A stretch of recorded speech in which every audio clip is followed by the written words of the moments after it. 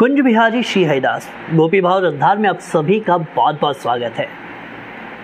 इसके पूर्व हमने चर्चा की थी कि गोपियां श्री कृष्ण को उलाहना दे रही हैं। श्री कृष्ण को रिझाने के लिए गोपियां नाना प्रकार के प्रयत्न कर रही हैं।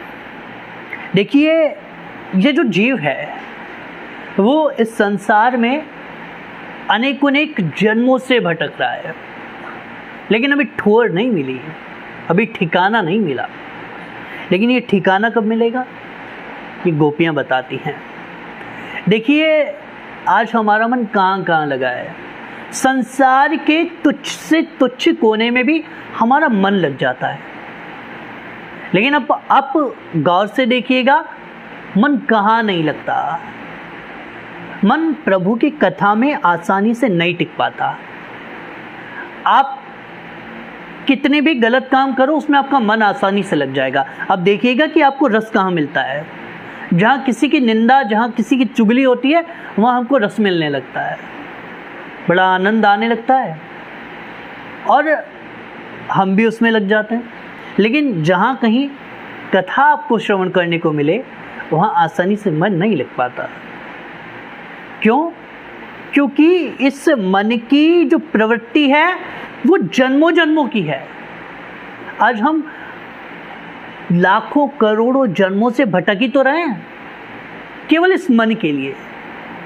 क्योंकि इस मन की जो संगति शुरू से रही है वो कुसंगति की रही है, सत्संगति की नहीं। लेकिन धीरे धीरे यदि इसको सत्संगति के मार्ग में हम आगे बढ़ाते हैं तो इसका मन श्रीहरि की कथा में लगना शुरू होता है। लेकिन वो तो लगाना पड़ेगा, लगेगा नहीं। क्योंकि हमारा जो मन है वो कई जन्मों से भटक रहा है और हमको भटका रहा है। तो आज हमारे जीवन में हमको कृष्ण नहीं मिले तो उसका कारण क्या है? उसका कारण है हमारा मन। मनेव मनुष्याणाम कारणम बंध मोक्षयो। मन ही हमारे मोक्ष और बंधन का कारण है। लेकिन ये बंधन कब छूटेगा? जब कथाओं से हमें प्रेम होने लगेगा। गोपियां भी तो कह रही हैं कि तव कथामृतम तप्त जीवनम कवि भिरीडितम कल्मशापहम। आज हमारे जो जीवन में कल्मश हैं, उनका नाश कैसे होगा? उनका नाश सत्संगति से ही संभव है। और सत्संगति कब मिलेगी? जब ठाकुर जी की कृपा होगी। आपको यदि जीवन में कथा मिले तो आप ये मत समझना कि वो आपके पुण्यों का प्रभाव है, बिल्कुल नहीं। वो तो प्रभु की कृपा है। देखिए, प्रभु की कृपा हम पर तभी हो गई जब मानव देह मिल गई। लेकिन अब जब सत्संग मिलता है तो उनकी अति हरि कृपा होती है। कृपा और अति हरि कृपा, इन दोनों में अंतर है। तो गोपियां भी उन ब्राह्मणों की, उन संतों की ऋणी हैं जिन्होंने गोपियों को श्री कृष्ण से प्रेम करना सिखा दिया। तव कथामृतम तप्त जीवनम। बोली, हम तुमको छोड़ सकते हैं लेकिन तुम्हारी कथाओं को नहीं छोड़ सकती हैं। अब आप कहेंगे कि क्या गोपियां भी कथा सुनती थी? बिल्कुल सुनती थी।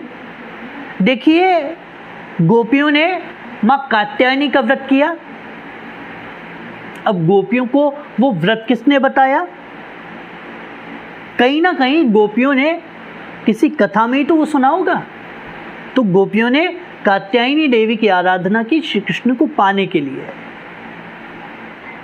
और श्री कृष्ण को पाने के लिए गोपियों की सारी क्रियाएं। हमारे जीवन में ऐसा नियम होना चाहिए कि 15 मिनट, आधा घंटा या 1 घंटा, और अगर समय ना मिले तो कुछ ही मिनट आप सत्संगति जरूर कीजिए। अब संतों की कथाओं का आश्रय जरूर लीजिए, क्योंकि धीरे धीरे ये नियम आपका जीवन बदल देगा। और यकीन मानिए, ये नियम आपको श्रीहरि के चरणों तक ले जाएगा, आपको कृष्ण की प्राप्ति करा देगा। क्योंकि जब तक आप कथाओं से प्रेम करना नहीं सीखेंगे, तब तक कृष्ण का मिलना असंभव है। तो गोपी भाव रसधार में आज के लिए बस इतना ही। अगर आप हमारी श्रृंखला से जुड़ना चाहते हैं तो चैनल को सब्सक्राइब कीजिए, बेल आइकन पर क्लिक कीजिए।